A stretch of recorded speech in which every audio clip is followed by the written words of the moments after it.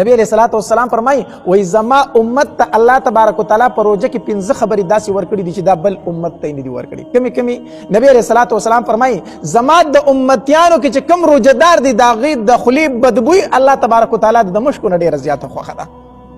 د روزدار د خلی نه چې کم بدبوئی زی دا الله تبارک وتعالی د مشکو د خوشبوئی نه ډیره زیاته خوښه ده. محدثینو د دې حدیث په تشریح کې ډیر اقوال لیکلي دي خو یو قول په کې دا لیکلی دی وی الله تبارک وتعالی بدی روزدار ته د قیامت په ورځ باندې تدی بدبوئی بدله د خوشبوئی په صورت کې ورکړي. د خلی نه خو د روزي په حالت کې بدبوئی تلا خو د دې بدله به الله د تدسی ورکړي چې هغه به خوشبو وي، خوشبو د دماغ به تازه کوي، داسې بدله به ورته الله تبارک وتعالی ورکړي. دویم قول پکې د محدثینو دا دی چې کله خلک په میدان محشر کې د قبر نه راپاسي کنه نو د روزدارو د خلی نه به داسې خوشبوئی زي لکه د مشکو خوشبو چې داسې خلک به پیژني د لرې نه چې دا هغه انسان چې په دنیا کې به د الله د یری نه روزه نیوله نن د قبر نه پاسېدلی دی ټول میدان محشر په خوشبو باندې تر تازه کړی دی. د خلی نه داسې ښکلې خوشبو روانه ده د لرې نه به پیژندل شي چې دا هغه انسان دی چې په دنیا کې د الله د یری نه روزې نیولې. دویم قول پکې دا کړی دی چې د قبر نه راپاسې د خلی نه به خوشبو ځي. او دریم قول پکې محدثینو دا کړی دی وایي د روزدار د خلی دا بدبوئی نه ده دا بدبوئی دا بدبوئی الله ته د مشکو د خوشبو نه خوښه ده دا بدبو ورته خوښه ده. او بیا دا د باب د عشق نه دی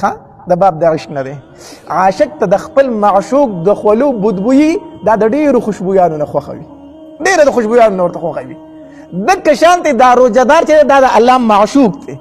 کله چې د روزه ونیوله دی الله ته دومره نږدې شو چې د الله معشوق وګرځېدو، دی د الله محبوب وګرځېدو. اوس د د خولي نه چې کوم بوی ځي الله ته دا د مشکو د عنبرو نه ډېر خوښ دی. دا د الله محبوب دی محبوب او د محبوب د خولو بوی هم عاشق ته د ډېرو عطرو نه خوښ وي. دا بیا د باب د عشق نه دی ځکه چې الله تبارک وتعالی ته په عملونو کې خوښ عمل چې دی نو هغه روزه ده. عملونو کې خوښ عمل الله تبارک وتعالی ته هغه روزه ده. حدیث مبارک کې راځي وایي دا روزه د ټولو نیکو اعمالو دپاره دروازه ده چې کله تا روزه ونیوله که نه نو بیا به د هر نیک عمل ته خواهش کېږي. ګوره چې تا روزه نیولي که نه نو تلاوت څومره زیات کوي، ذکر اذکار څومره کوي، تهجد څومره کوي، هر نیک عمل درته بیا اسان دی که اسان نه دی. دا روزه د نیکو اعمالو دپاره دروازه ده چې کله دا تا ونیوه بیا هر نیک عمل تا ته اسان دی. خو چې ما درته ووایي چې روزه ګورې روزه وي ښه روزه یوازې دا نه ده چې خوراک څښاک نه دي ځان وساتو. د روزې چې څومره آداب دي په هغې د ټولو عمل وکړو، د نظر حفاظت تی وکړو، د غوږونو حفاظت تی وکړو، د ژبې حفاظت تی وکړو، د لاسو حفاظت تی وکړو، د خپو حفاظت تی وکړو، ګناهونه دې پرېښودل بیا ته ګوره نیک کارونه تا ته څومره آسان دي. نو یو نبی علیه الصلاة والسلام فرمایي وایي د روزهدار د خولي بدبوئی چې د الله ته د مشکو د عنبرو ډېره خوښه ده. بس بعضې علماو دا مذهب دی وایي روزهدار به مسواک نه کوي، روزدار به مسواک نه کوي ځکه د خولي بدبوئی چې د الله ته خوښه ده. نو چې کله د مسواک کوي خو د خولي هغه بدبوئی بیا ختمیږي که نه. خو نه زموږ د احنافو مذهب دا دی چې د دې نه هغه بدبوئی مراد ده چې د لوږې د وجې نه د معدې نه راځي، د غاښونو بدبوئی نه ده مراد، هغه بدبوئی مراد ده چې کم د لوږې د وجې نه د معدې نه راځي. نو لهذا روزدار سړی مسواک کولی شي دا د احنافو مذهب دی.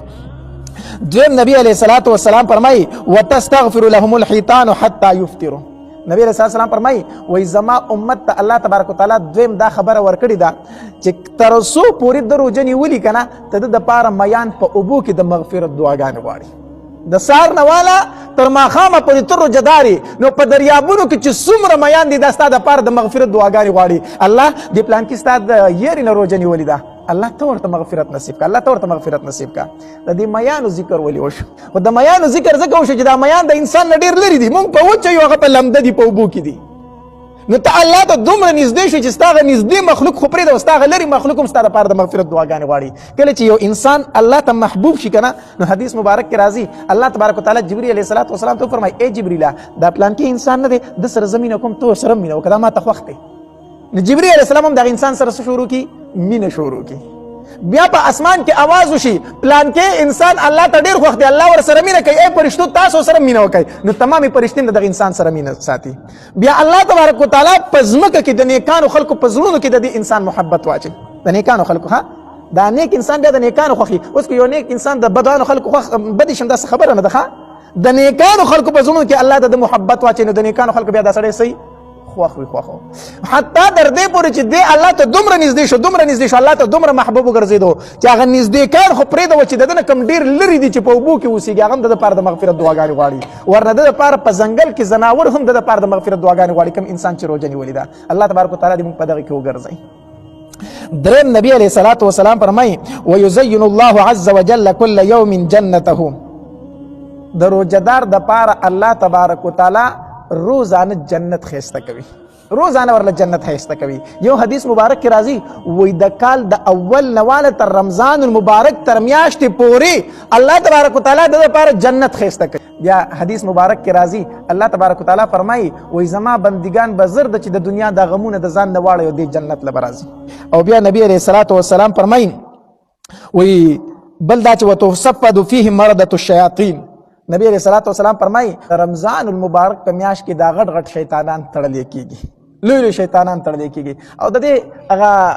مشاهده موږ په خپل سترګو سره کوو تاسو وګورئ کنه د رمضان المبارک میاشت شروع شي په کار خدا و چې شیطان په دې کې خپل زور خلګولې کنه چې راشه د خلکو د بخښنې میاشت شروع شو چې د خلک خو په شاړو سره کم په کار داسې وکنه چې د شیطان خپل زور د نورو میاشتو په نسبت سره په دې روزه کې ډیر کولې خو د شیطان زور د رمضان المبارک په میاشت کې کمی وګورئ ډیر شرابیان کبابیان به تاسو لیدلي چې د رمضان المبارک میاشت شروع شو هغه شراب پرېږدي ډیر بدکاران به تاسو داسې لیدلي چې د رمضان المبارک میاشت شروع شي خپلې بدکارۍ پرېږدي ډیر ډانسونو والا ډیر بربند ګرځېدو والا به تاسو لیدلي چې د رمضان المبارک میاشت شروع شي هغوی لوپټي په سر باندې راواچوي دا ولې الله تبارک وتعالی غټ غټ شیطانان وتړي بیا کو ته وایي چې یاره دا ګناهونه خو پکې بیا هم کېږي په رمضان المبارک په میاشت کې بعضې خلک داسې بدبخته پکې چې د رمضان المبارک په میاشت کې هم ګناه کوي نو دا ولې نو غټ شیطانان وتړلی شي خو واړه شیطانان خو آزاد دي که نه هغه یا دا دویم دا دی چې یو سړي ټول کال ګناهونه کړي نو د دا ګناه بیا فطرت ګرځېدلی وي دی د ګناه سره عادت شوی وي د چې ګناه نه وي کړي بیا دله خوند نه ورکوي بیا دته شیطان ضرورت نشته دی بیا د شیطان ضرورت دته نشته دله په خپله شیطان جوړ شوی وي